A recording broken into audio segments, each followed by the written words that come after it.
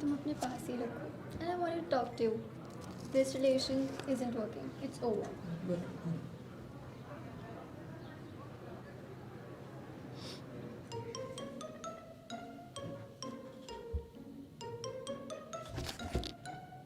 ये रिलेशन तो तेरे बस का है नहीं।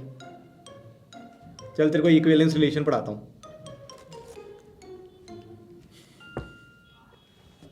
इस बार हमने जो रिलेशन डिफाइन किया है वो इस सेट में किया है। अब ये होता है सेट ऑफ नेचुरल नंबर्स और ये है n क्रॉस n, मतलब set of natural numbers cross set of natural numbers. Means इस बार जो सेट है जिसमें हमने रिलेशन डिफाइन किया है वो है एक सेट का दूसरे सेट के साथ कार्टेशियन प्रोडक्ट।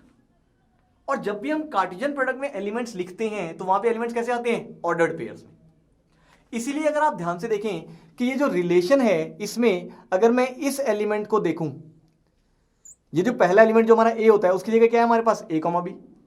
एंड ये जो दूसरा एलिमेंट होता है बी, उसकी जगह क्या आया? सी कॉमा डी। क्योंकि इस रिलेशन में जितने भी एलिमेंट्स आने हैं वो ऑर्डर्ड पेयर की फॉर्म में ही आने हैं।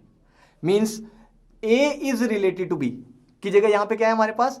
ए comma B is related to C comma D if and only if A plus D is equal to B plus C. और इस रिलेशन को हमने प्रूव करना है कि ये इक्विवेलेंस है और equivalence class of this element भी हमने लिखनी है। तो देखें जरा कैसे होगा ये। सबसे पहले रिफ्लेक्सिव चेक करते हैं। अब रिफ्लेक्सिव के लिए जैसा कि आपको पता है हमने चेक करना होता है क्या ए रिलेटेड टू ए है या नहीं। अब यहां पे ए की जगह क्या है? Ordered pair a comma B related to C comma d. अब सी कॉमा डी की जगह क्या आएगा? Same element means a comma b. तो हमने चेक करना है क्या ये एलिमेंट खुद से रिलेटेड है या नहीं। अब ये चेक करने का मतलब अगर आप ध्यान दें इस रिलेशन में मींस ए की जगह ए, बी की जगह बी, सी की जगह भी ए और डी की जगह भी बी। तो क्या बना है? ध्यान से देखो, हम क्या चेक करना चाहते हैं कि क्या ए प्लस डी की जगह b is equal to b as it is और प्लस सी की जगह क्या आ गया मेरे पास? ए। तो बोलो क्या ये दोनों चीजें बराबर है या नहीं? बिल्कुल है, क्योंकि ये सम ऑफ टू नंबर्स ही तो है। Means this relation R is reflexive.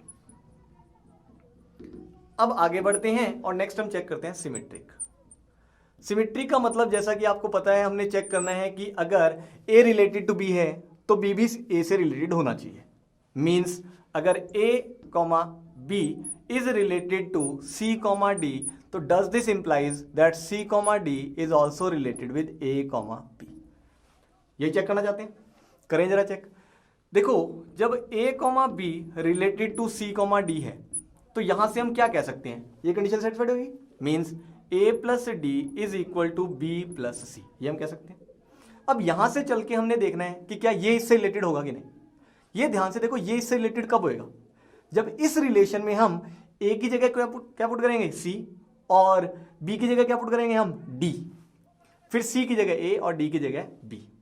तो मीन्स यहां से हम देखना चाहते हैं कि कैन वी से, भाई यहां पे ए की जगह रखा मैंने सी, तो क्या बना ये? सी प्लस डी, डी की जगह क्या रखेंगे? B is equal to, B की जगह क्या रखना है हमने? बोलो बी की जगह क्या आएगा? D is equal plus sorry, और सी की जगह क्या रखना है इस बार हमने? ए।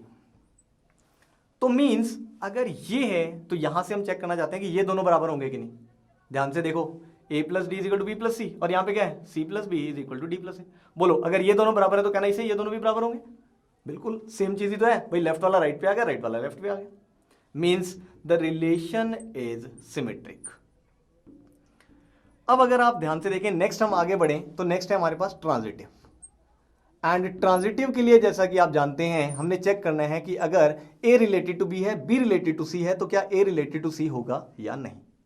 मीन्स यहां पे अगर हम ऑर्डर्ड पेयर की फॉर्म में बात करें तो अगर ए कॉमा बी रिलेटेड है सी कॉमा डी से एंड सी कॉमा डी ये वाला एलिमेंट रिलेटेड है आगे किसी और एलिमेंट से, ऑफ कोर्स वो भी ऑर्डर्ड पेयर ही होगा, से ई कॉमा एफ, तो क्या हम यहां से कह सकते हैं कि A comma B is also related with E comma F. देखें, देखिए A comma B related to C comma D, यहां से हम क्या कह सकते हैं? Of course this condition that is A plus D is equal to B plus C. Means इन दोनों का सम और इन दोनों का सम बराबर है, यही गिवन है हमें। अब एंड इसके साथ साथ जब हमने कहा C comma D is related to E comma F, तो अब ध्यान से देखो जब ये इससे रिलेटेड है तो हम क्या कह सकते हैं? देखो यहां पे क्या था? इन दोनों का सम इज इक्वल टू इन दोनों का सम, तो मीन्स यहां से हम क्या कह सकते हैं, इन दोनों sum that is C plus F is equal to इन दोनों sum that is D plus E. ये तो हम कह सकते हैं भाई ये इससे रिलेटेड है मतलब ये, एंड ये इससे रिलेटेड है मतलब ये। अब यहां से चल के हमने आगे बढ़ना है और हमने चेक करना है कि क्या A comma B related to E comma F होगा या नहीं। मीन्स हमने क्या चेक करना है यहां पे, अगर आप ध्यान से देखें इससे ऊपर वाला स्टेप सोचो तो एक्सट्रीम इन दोनों का sum means A plus F is equal to B plus E होगा या नहीं।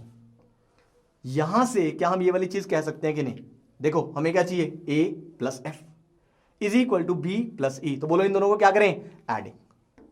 जैसे हम इन दोनों की एडिशन करेंगे, एडिंग करेंगे, तो ध्यान से देखो लेफ्ट हैंड साइड पे क्या बनेगा, A plus D plus C plus F is equal to right hand side पे क्या बनेगा, B plus C plus D plus E. तो ध्यान से देखो सी और डी दोनों तरफ से क्या हो गए, cancel. It means on adding will get this equal to this. Means if a comma b is related to c comma d and c comma d is related to e comma f, this definitely implies that a comma b is related to e comma f. Means this implies that the relation is transitive. And since the relation is reflexive, symmetric and transitive, so we can definitely say that the relation is equivalence relation. ये line लिखनी है आपने solution में। अब इसके साथ साथ हमने नेक्स्ट लिखना था इक्विवेलेंस क्लास ऑफ 1,4। याद करो मैंने आपको इक्विवेलेंस क्लास ऑफ 0 समझाया था। अब इक्विवेलेंस क्लास ऑफ 1,4 अगर लिखना है तो मींस यही नोटेशन होती है उसकी, बताया था मैंने। और इक्विवेलेंस क्लास ऑफ 0 का मतलब क्या होता है, मींस वो वाले सारे एलिमेंट्स जो किससे रिलेटेड हो, 0 से। मींस ये जो हमारे पास एक तरह से b होता था, इसकी जगह हम क्या पुट कर देते थे, 0। अब यहां पे क्योंकि हमने इक्विवेलेंस क्लास ऑफ 1,4 लिखनी है, मतलब मुझे कौन से सारे एलिमेंट निकालने हैं, ये वाले जो किससे रिलेटेड है, इसकी जगह क्या आया 1,4।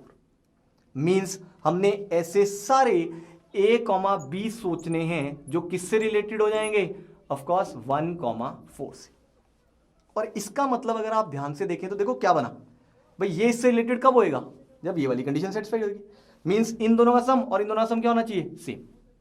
इट मीन्स अगर आप यहां पे ध्यान से देखें तो एक्सट्रीम दोनों का सम मीन्स क्या बना यहां से, a plus 4 is equal to क्या बना यहां से, b plus 1। Means in other words we can say that a should be equal to, देखना जरा क्या बना यहां पे, b और ये 4 उधर गया तो क्या बनेगा, -3। या of course we can from here say that b is equal to actually a plus 3। मतलब ऐसे सारे a, b चाहिए जिनमें ये रिलेशन आ जाए, b is equal to a plus 3 हो। इसका मतलब अगर मैं इक्विवेलेंस क्लास ऑफ 1,4 लिखूं तो ध्यान से देखो इस सेट में क्या क्या आएगा, मेरे पास सारे a, b आएंगे। अब a, b आने कहां से हैं, नेचुरल नंबर्स। तो नेचुरल नंबर्स हम a और b को क्या क्या रख सकते हैं, जो इस कंडीशन को सेटिस्फाई करें। अब अगर मैं नेचुरल नंबर्स रखने शुरू करूं, ध्यान से देखो सबसे पहले a को मैं क्या रख देता हूं, 1। तो ध्यान से देखो b क्या आया मेरे पास, 1 प्लस 3 4। नेक्स्ट a को क्या रख देता हूं, 2, तो क्या आएगा 2,5। नेक्स्ट क्या रखा 3, तो 3,6। देन नेक्स्ट क्या रखा 4, तो 4,7 एंड सो ऑन। जैसे जैसे हम a की वैल्यू रखते जाएंगे तो ये हमारे पास b की वैल्यू आती जाएगी। तो मींस ये जो सेट मेरे पास बना, ये क्या बन गया मेरे पास, of course equivalence class of 1,4। And in fact इसको अगर लिखना है तो हम एक और वे में भी लिख सकते हैं that this is further equal to set of all ordered pair a, b such that, अब b किसके बराबर है, a प्लस 3 के। एंड ऑफ कोर्स यहां पे a और b दोनों है क्या, नेचुरल नंबर्स। तो हम इक्विवेलेंस क्लास ऑफ 1,4 के आंसर को ऐसे भी लिख सकते हैं। Completes the solution.